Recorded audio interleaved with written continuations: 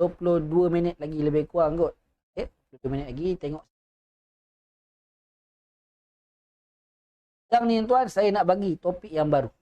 Kan? Yang ni yang tadi ni semua ulangan ni yang kita dah belajar. Ni topik baru saya nak bagi. Yang pertama saya nak bahaskan tentang la. La, ya. La ni terjemah, la ni kita biasa jumpa tak? Biasa tuan, biasa jumpa. Okay, la ni dia ada dua terjemahan. Yang pertama, la kita boleh terjemahkan sebagai tidak. Yang kedua, la kita boleh terjemahkan sebagai jangan. Tengok saya tuan. Tengok saya tuan. Fokus pada apa yang saya nak sampaikan. Boleh?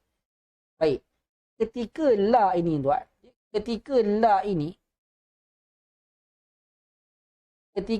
ini dia diterjemahkan sebagai tidak. Tengok dulu tuan. Ketika la ini diterjemahkan sebagai tidak, waktu ini la ini kita panggil sebagai haraf nafi. La ni kalimah isim ke kalimah fi'il ke kalimah haraf? Confirm tuan-tuan akan jawab kalimah haraf. Kalaulah tuan-tuan tengok la, terjemahannya pada waktu itu terjemahannya ialah tidak, maka tuan-tuan kena tahu la pada waktu itu dia adalah haraf nafi. Haraf tidak lah. Apa fungsi haraf nafi? Fungsi haraf tidak, fungsinya ialah menidakkan ataupun menafikan. Ada dua sama tuan. Boleh? Tengok dulu tuan. Ya. Kemudian, ya, kalau yang kedua, kalau tuan-tuan jumpa kalimah la dan tiba-tiba la pada waktu itu tuan-tuan, ya. Tiba-tiba la pada waktu itu terjemahannya adalah jangan. Kan? Saya dah kata la ni ada dua terjemahan. Yang pertama tidak, yang kedua jangan. Kalau terjemahannya tidak, maka dia adalah la haraf nafi. Tapi kalau terjemahannya jangan, maka waktu itu dia adalah haraf apa? Haraf nahi. Nahi ni apa? Larangan. Ya. Nehi kan? Kalau kaki lustan biasa dengar nehi. Nahi ni larangan. Boleh? Jadi apa fungsi haraf larangan? Fungsi haraf larangan untuk melarang. Ya? Fungsi haraf larangan untuk melarang. Boleh dekat ruangan komen setakat ini clear ke tak clear? Ya? Walaupun saya cuba laju tapi saya tak nak laju-laju. Ya? Boleh dekat ruangan komen. Ya? Dekat sampai sini clear ke tak clear?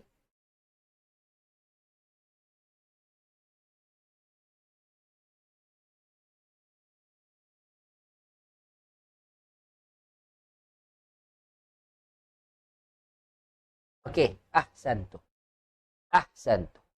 Jadi sekarang ni tuan dah kenal kalau la tu tidak dia haraf apa, kalau jangan dia haraf apa. Soalan dia, macam mana kita nak tahu la tersebut, ya? La tersebut dia la tidak ke la jangan? Baik, tengok tuan-tuan. Tengok baik-baik pada saya tuan-tuan. Ya? Fokus pada la tidak dulu.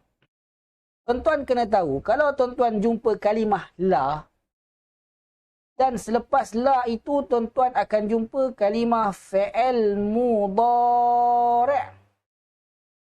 Ya? Tuan-tuan kalau jumpa la, selepas la mesti ada kalimah fi'il mudhari'. Boleh? Ustaz memang macam tu ke? Memang macam tu. Kalau tuan-tuan jumpa la, dan selepas la itu ada kalimah fi'il mudhari'. Dan fi'il mudhari' itu sama ada dia berbaris atas ataupun berbaris depan. Contoh, la taktubu, la taktuba, la tashrabu, la yashruba, kan? La yashraba, la na'kulu, la na'kula. Fi'il mudhari' itu dia berbaris sama ada baris atas atau baris depan. Boleh? Ulang, jumpa la, selepas la ada fi'il mudhari', dan fi'il mudhari' itu tuan-tuan dia berbaris sama ada baris depan ataupun baris atas.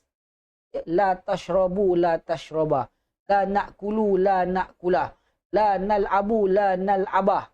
Kan? Hujungnya berbaris sama ada depan ataupun atas. Kalau jumpa pattern yang macam ni, waktu itu la kita terjemahkan sebagai tidak. Boleh? Tengok dulu saya tuan. Ya.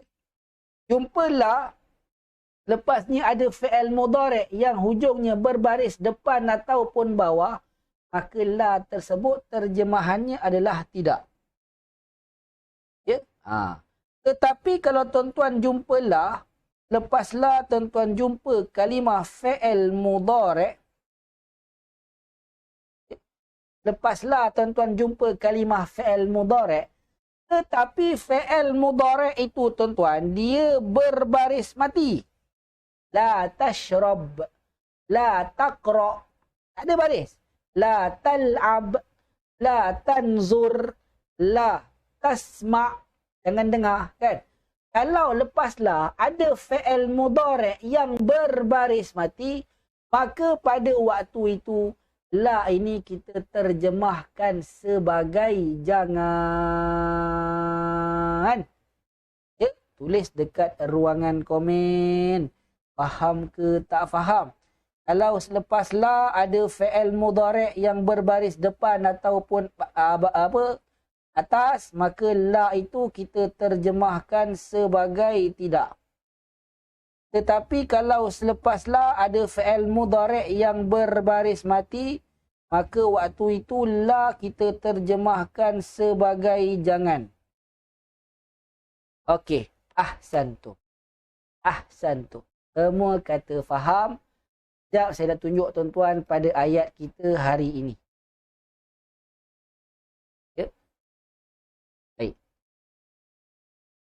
Tuan-tuan tengok kalimah kita ni, fala tuti'huma, fokuskan kepada la tuti'. Huma abaikan, fa abaikan.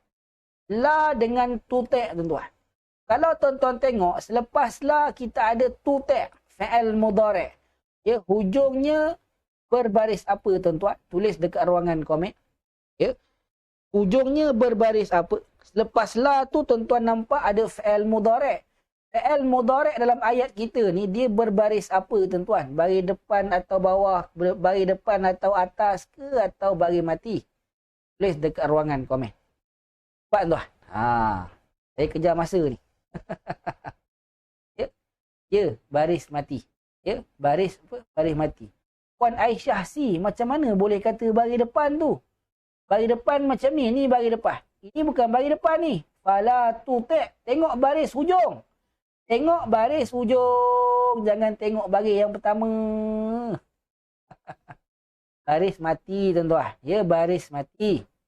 Soalan saya, kalau selepas la ada fi'il mudhari' yang berbaris mati, maka la ini kita terjemahkan sebagai jangan ke sebagai tidak? Tulis dekat ruangan komen. Tulis dekat ruangan komen.